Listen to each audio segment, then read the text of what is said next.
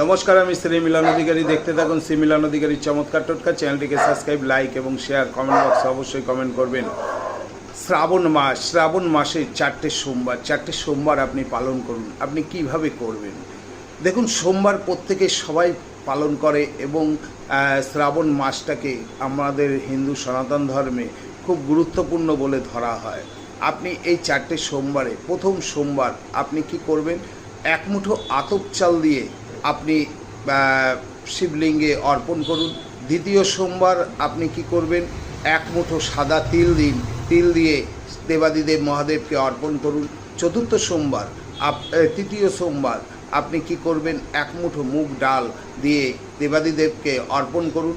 চতুর্থ সোমবার আপনি কি করবেন, আপনি এক মুঠো জব দিয়ে দেবাদিদেবকে অর্পণ করবেন।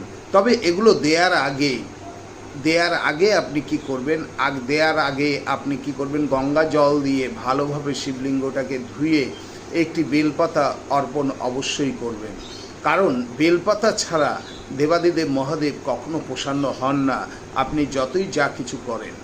এবং আপনি ওং নমঃ শিবায় এই মন্ত্রটি কিংবা ওং নম রুদ্রায় এই মন্ত্রটি 108 বার করে জপ করুন।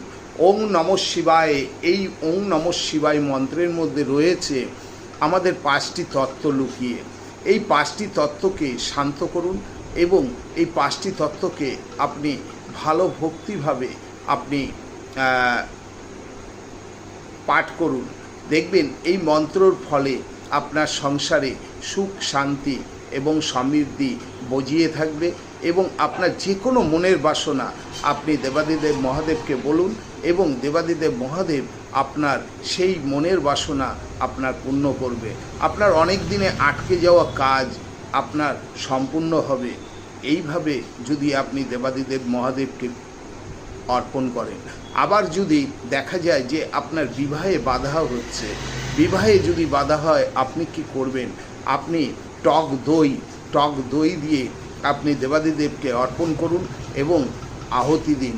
দেখবেন আপনার বিবাহে বাধা দূর হয়ে যাবে। তার সাথে কি করবেন, একটুখানি আতর মিলিয়ে নেবেন, সেই আতর দিয়ে দেবাদিদেবকে অর্পণ করুন। বিল্বপত্র কিন্তু কখনোই ভুলবেন না, বিল্বপত্র অবশ্যই দিতে হবে। আবার আপনি যদি শুধু ঘি দিয়ে দেবাদিদেবকে যদি অর্পণ করেন অর্থাৎ স্নান করান, তাহলে দেখবেন ঘি মাখিয়ে গঙ্গা জল দিয়ে স্নান করাবেন, দেখবেন আপনার আটকে যাওয়া কাজ সম্পূর্ণ হবে। করে দেখুন, বিশ্বাস করে। ভক্তি, বিশ্বাস, শ্রদ্ধা এগুলো থাকলে আপনার সব